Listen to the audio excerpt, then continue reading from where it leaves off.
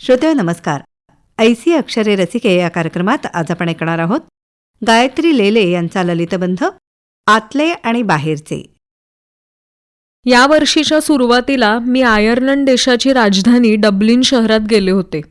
जाताना आणि येताना दोन्ही वेळेस माझा तुर्कस्तानातल्या इस्तंबूल शहराच्या विमानतळावर मोठा थांबा होता. तिथे भल्या सकाळी मी डब्लिनला जाण्यासाठी विमानाची वाट पाहत बसले होते. थोड्या वेळाने माझ्या शेजारी एक बाई येऊन बसली आणि तिने माझ्याशी बोलायला सुरुवात केली. नंतर ती म्हणाली तिचं नाव उझमा आणि ती पाकिस्तानी आहे. आमच्या गप्पा सुरू झाल्या. ती स्त्री रोगतज्ञ आहे आणि काही कामासाठी डब्लिनला जात होती. ती पहिल्यांदाच पाकिस्तानच्या बाहेर पडत होती आणि खूप उत्साहात होती. पण त्याच वेळेस तिच्या 10 वर्षांच्या मुलाला घरी ठेवण्याची खंतही तिला वाटत होती. नवऱ्याचा या सगळ्याला पूर्ण पाठिंबा आहे असं उत्साहात सांगत होती. भारतातले चित्रपट मी पाहते, तुमचे काही अभिनेते मला आवडतात असंही म्हणाली. मीही तिला माझ्या आवडत्या पाकिस्तानी सिरियल्सबद्दल सांगितलं. माझ्या आवडत्या कलाकारांची चौकशीही केली. अशा बऱ्याच गप्पा झाल्या. एकदा मुंबई बघायची आहे असं ती म्हणाली. 1-1.5 तास तिचं सुंदर उर्दू ऐकायची संधी मला मिळाली. माझी मरगळलेली सकाळ प्रसन्न झाली. मी डब्लिनला पोचले. केवळ योगायोगाने डब्लिनच्या दक्षिणेकडे समुद्राजवळच्या अत्यंत सुंदर परिसरात मिरियम नावाच्या 90 वर्षांच्या आजीच्या घरात मी राहत होते. गेल्या गेल्याच त्या घरात मला खूप छान वाटलं. छोटीशी खोली, स्वच्छ बाथरूम, घराबाहेरची रंगीबेरंगी झाडं आणि स्वतःच्या हृदयाचेही ठोके ऐकायला येतील इतकी शांतता.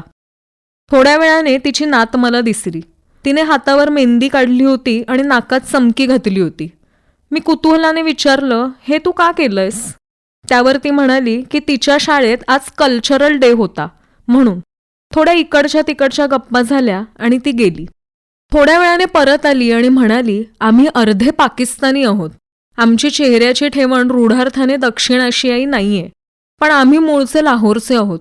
आजीला सांगू नकोस की मी हे बोलले. मीही म्हणाले, मी समजू शकते, मला आपला इतिहास माहीत आहे.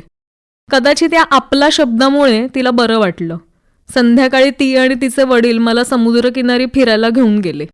तिथे आम्ही भारतातल्या कुटुंब व्यवस्थेपासून निवडणुकांपर्यंत सगळ्यावर गप्पा मारल्या. तिचे वडील म्हणाले, आम्ही लाहोरला जाणार आहोत.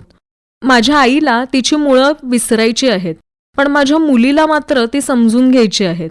आम्हाला मुंबई पण बघायची आहे, पण माहीत नाही तिथे कसं यायचं. इथे परत आल्यावर एका मित्राला मी या सगळ्या गोष्टी सांगत होते. मध्येच तो मला म्हणाला, हो, पाकिस्तानाबाहेर राहणारे पाकिस्तानी चांगलेच असतात. मी म्हटलं, नाही रे, ती तर आतलीच होती, बाहेर निघाली होती आणि इस्तंबूलमध्ये आपल्यासारखीच पाहुणी होती.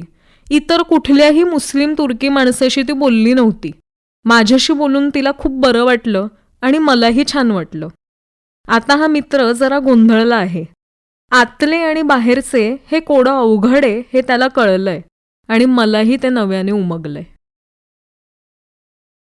आतले आणि बाहेरचे गायत्री लेले यांचा ललितबंध आत्ताच आपण ऐकलात ऐसी अक्षरे रसिके या कार्यक्रमात.